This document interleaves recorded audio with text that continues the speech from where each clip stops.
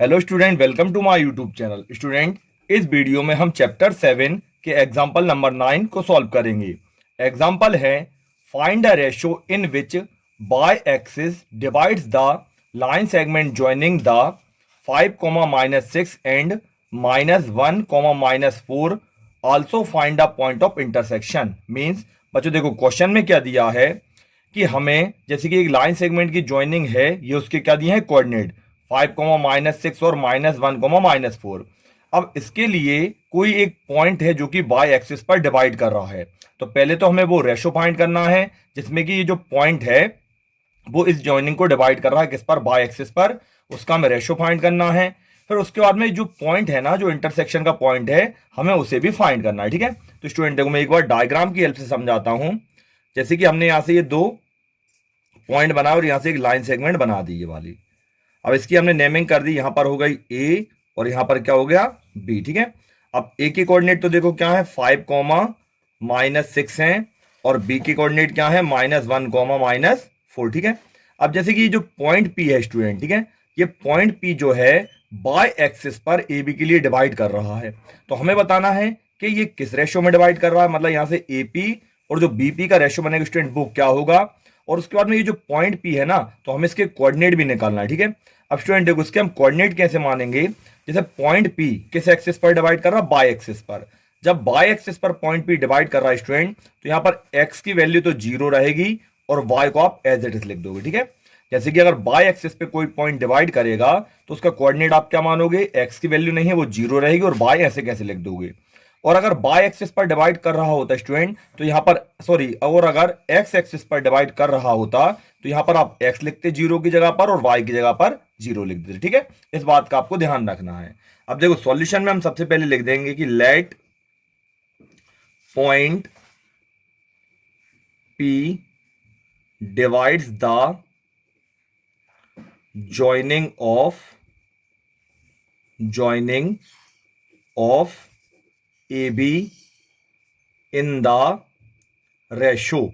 अब देखो, रेशो को हम क्या मानेंगे तो स्टूडेंट, जैसे कि मैंने आपके लिए पिछली वीडियो में बताया था, रेशो जब भी फाइंड करना आप रेशो को मानोगे क्या, के रेशो 1। ठीक है, मींस यहां पर हो जाएगा के और यहां पर क्या हो जाएगा 1।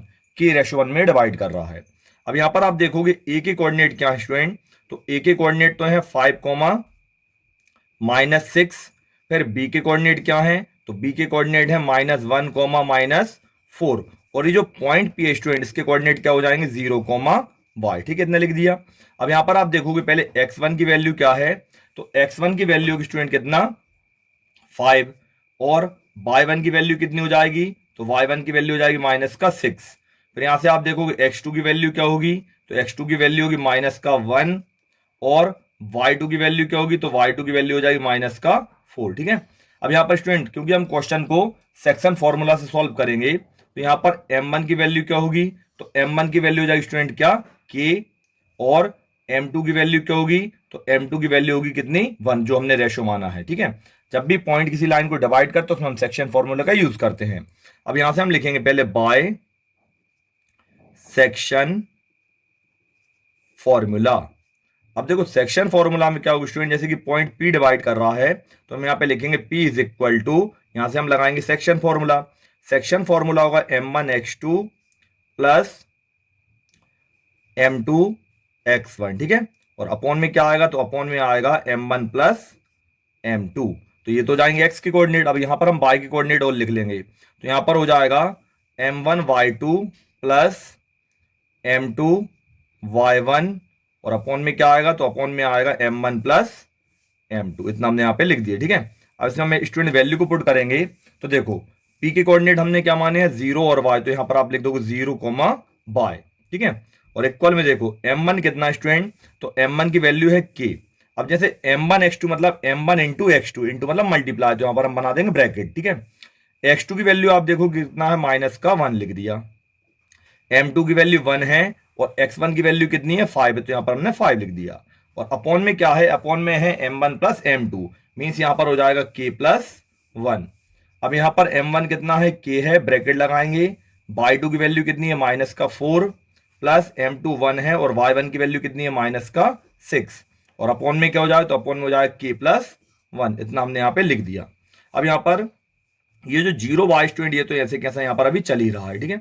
अब इसके इक्वल में आप देखोगे जैसे k का मल्टीप्लाई -1 से करेंगे तो माइनस का k आएगा, प्लस 1 का मल्टीप्लाई 5 से करेंगे 5 आएगा, और अपॉन में क्या है तो अपॉन में है k+1, ठीक है। अब यहाँ पर आप देखो स्टूडेंट k का मल्टीप्लाई -4 से करेंगे तो माइनस का 4k आएगा, फिर प्लस माइनस माइनस 6 1 जा 6, और k का +1 एज इट इज लिखा जाएगा, k और +1 है ये एज इट इज यहाँ पे लिखा जाएगा। अब हमें स्टूडेंट पहले वैल्यू चाहिए k की। अब देखो हम k की वैल्यू कहाँ से निकालेंगे, तो सिंपल है, ये जो हमने कोऑर्डिनेट लिखा है p का, देखो यहाँ पर 0 है तो ये 0 किसका है, x का, और ये वाला भी कोऑर्डिनेट किसका है, x का। तो हम क्या करें, x वाले कोऑर्डिनेट से x वाले कोऑर्डिनेट को कर देंगे कंपेयर, क्योंकि अगर y से y को कंपेयर करोगे स्टूडेंट देखो दो दो वेरिएबल हो जाएंगे, ना ही हमारे पास k की वैल्यू रहे और ना ही y की वैल्यू है, ठीक है। तो हम क्या करेंगे, यहाँ से ये जो x वाला कोऑर्डिनेट से आप कंपेयर करोगे स्टूडेंट तो आपके लिए मिल जाएगी k की वैल्यू। तो हम यहाँ पे लिखेंगे पहले ऑन कंपेयरिंग x। अब देखो x को आप अगर कंपेयर करोगे तो यहाँ पर तो क्या रहेगा 0, ठीक है। फिर इसके इक्वल में यहाँ पर x का कोऑर्डिनेट क्या है, माइनस का k+5, और अपॉन में क्या हो जाएगा k+1। अब यहां से हम करेंगे स्टूडेंट क्रॉस मल्टीप्लाई, तो इसके नीचे 1 मान लेंगे। k+1 का मल्टीप्लाई 0 से करो स्टूडेंट तो आपके लिए यहां पर मिलेगी 0, ठीक है। और 1 का मल्टीप्लाई माइनस k+5 से करेंगे तो हमें यहां पर मिलेगा माइनस का k+5। यहां से हम निकालेंगे k की वैल्यू, प्लस का 5 इस तरफ आकर किसका हो जाएगा, माइनस का, और इक्वल में क्या रहेगा, माइनस का k। माइनस से माइनस कैंसिल, तो k की वैल्यू किसके इक्वल हो जाएगी स्टूडेंट, 5 के बराबर। ये k की वैल्यू हो गई। अब हमने जो रेशो माना था तो हम यहाँ पे लिखेंगे देयरफॉर k/1, k/1 ही हमने रेशो माना था, तो k की वैल्यू कितनी होगी स्टूडेंट, यहाँ पर 5, ठीक है, और रेशो में 1, तो ये 5/1। तो स्टूडेंट ये तो हमारा रेशो निकल आया। अब उन्होंने क्या बोला था कि जो पॉइंट ऑफ इंटरसेक्शन है उसका भी हमें पॉइंट फाइंड करना, मतलब इसमें हमें जो p है स्टूडेंट उसके भी कोऑर्डिनेट फाइंड करना है। अब देखो p के कोऑर्डिनेट हम कहां से निकालेंगे, सिंपल है, p के कोऑर्डिनेट निकालने के लिए आप क्या देखोगे स्टूडेंट, आपके पास में x की जगह पर तो 0 है, बस y की वैल्यू नहीं है। तो हम क्या करेंगे, यहां पर अब y जो है ना, y से y के लिए कर देंगे कंपेयर, क्योंकि देखो आपके पास k की वैल्यू आ चुकी है कितनी, 5। तो यहां पे आप लिखोगे अब ऑन कंपेयरिंग y, तो y को कंपेयर करेंगे स्टूडेंट तो देखो y तो ये वाला y ऐसे कैसे लिखा रहेगा, इक्वल में क्या आएगा, माइनस का 4k -6, और अपॉन में रहेगा k+1, ठीक है।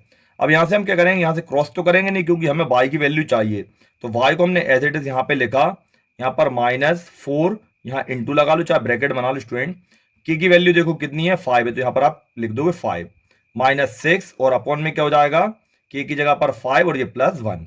इसे आप सॉल्व करोगे स्टूडेंट तो आएगा माइनस का 20 और माइनस के कितने 6, और अपॉन में कितना 5 और 1 कितना हो जाएगा 6 हो जाएगा, ठीक है। अब इन्हें हम जोड़ेंगे, माइनस माइनस जुड़ जाएंगे ना, प्लस हो जाएंगे, साइन माइनस का आएगा, 20 और 6 मिलकर कितना बनेगा स्टूडेंट 26। तो यहां पर हम लिख देंगे कितना 26, और अपॉन में कितना है 6 है। अब इन्हें हम करेंगे कैंसिल, तो देखो 2 से कटेगा 13 बार में और 2 से कटेगा 3 बार में, आगे तो और कैंसिल हो नहीं रहा। तो जो y की वैल्यू स्टूडेंट वो कितने निकल कर आएगी, माइनस का 13/3, ये हमने y की वैल्यू निकाल ली। अब उन्होंने जो जो पूछा था स्टूडेंट हम यहां पर फाइनल आंसर में लिख देंगे, तो therefore the required ratio is, जो हमें रेशो चाहिए था स्टूडेंट वो तो क्या है 5/1 है, ठीक है। एंड पॉइंट ऑफ इंटरसेक्शन, जो पॉइंट ऑफ इंटरसेक्शन था स्टूडेंट देखो उसे आपने क्या माना था, तो उसे आपने माना था 0 और y माना था, तो देखो यहां पर 0 को तो 0 लिख दोगे आप, ठीक है, और y की वैल्यू क्या निकल कर आई है, माइनस का 13/3। तो ये पॉइंट ऑफ इंटरसेक्शन मतलब स्टूडेंट जो p की वैल्यू है वो ये हो जाएगी। बस हमने पूरे क्वेश्चन को सॉल्व कर दिया, ठीक है। तो स्टूडेंट इस तरह से इस क्वेश्चन के लिए हमें सॉल्व करना था। अब रिमेनिंग एग्जांपल्स के लिए हम नेक्स्ट वीडियो में सॉल्व करेंगे। तो स्टूडेंट अगर आपके लिए वीडियो पसंद आई हो तो वीडियो को लाइक और शेयर करना ना भूलें, और मेरे चैनल पर नए हो तो मेरे चैनल के लिए सब्सक्राइब जरूर करें। Thank you.